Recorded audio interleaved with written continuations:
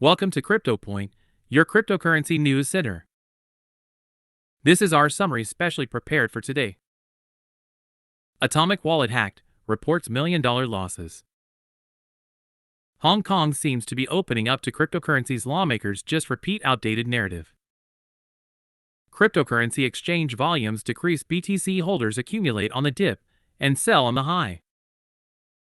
New legal initiative to shed light on crypto assets. Waiting is required to become an Ethereum validator. Lawmakers just repeat outdated narrative. Lawmakers just repeat outdated narrative. Lawmakers should seize the opportunities that cryptocurrencies continue to create, instead of repeating outdated arguments about them. One of the most common narratives and complaints from politicians about crypto assets is that they are instruments of Russian oligarchs, international criminals, and authoritarian regimes. Familiar suspects that politicians parade whenever they want to highlight their positions. To be fair, crypto assets and blockchain can certainly be used for illicit activities, but that can be done with any medium of exchange. Many of the largest financial institutions, including public and private pension and retirement fund managers, allocate capital to crypto assets, and the validity of this argument is worth questioning. BTC holders accumulate on the dip and sell on the high. BTC holders accumulate on the dip and sell on the high. Just like the weather, markets experience cycles, and nowhere is this more true than in Bitcoin, which reaches extremes, usually defined by irrational exuberance at the top and deep dismay at the bottom. The behavior of long-term holders, who segment the supply of cryptocurrencies into holders who are less likely to spend on any given day, has been thoroughly researched.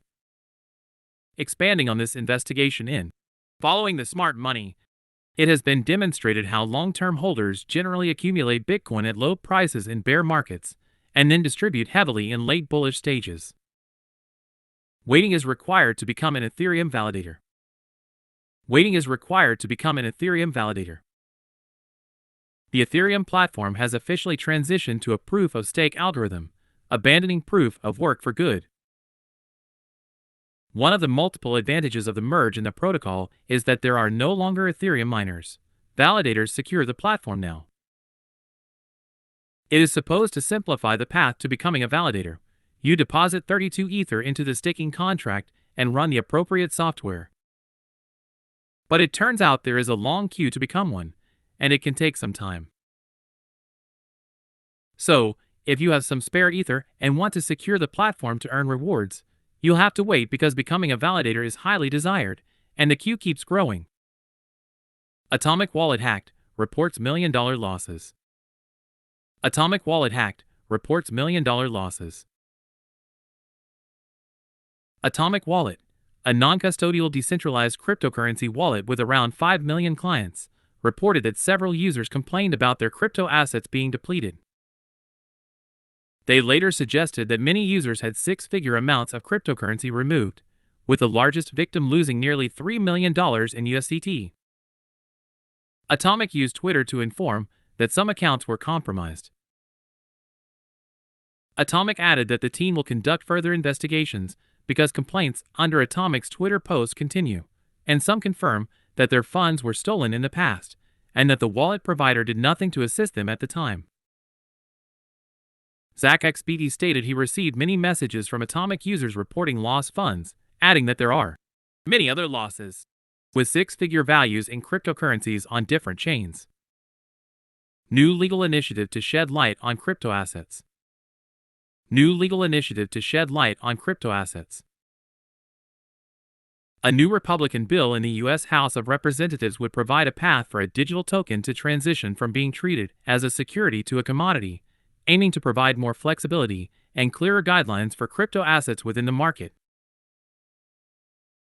The draft was released by Patrick McHenry, chairman of the House Financial Services Committee, and Glenn G.T. Thompson, chairman of the Agriculture Committee, Republican from Pennsylvania, in a final effort to better shed light on how digital assets intersect with existing resources. The goal is to create adaptations for the unique aspects of blockchain-based tokens. Hong Kong seems to be opening up to cryptocurrencies. Hong Kong seems to be opening up to cryptocurrencies. Episode 52 of Season 5 of The Scoop was recorded with Frank Chaparro from The Block and Jason Choi, co-founder of Tangent Ventures and host of the Block Crunch podcast. In this episode, Choi shares why Hong Kong's new licensing regime for virtual asset service providers, VASPs, represents a tone change, without any bullish apologies from regulators. The new regulations effectively lift Hong Kong's previous ban on retail cryptocurrency trading, but Choi still believes it will take some time for Hong Kong to become a dominant center for cryptocurrencies. Cryptocurrency exchange volumes decrease. Cryptocurrency exchange volumes decrease. Cryptocurrency exchange volumes continue to decrease, according to blockchain experts. The Block Research's Legitimate Volume Index indicates that in May, exchanges recorded a volume of $307.4 billion, a 23.2% decrease from April. Exchange volumes have been declining in recent months, and May's figures follow the same trend. According to Lars Hoffman, director of the Block Research, May's numbers represent the lowest level since November 2020. Binance claimed a market share of 71% in May, followed by Coinbase with 8.7%. And that's it for today's video. If you liked it, we invite you to subscribe to the channel, like the video, and we'll see you in the next one.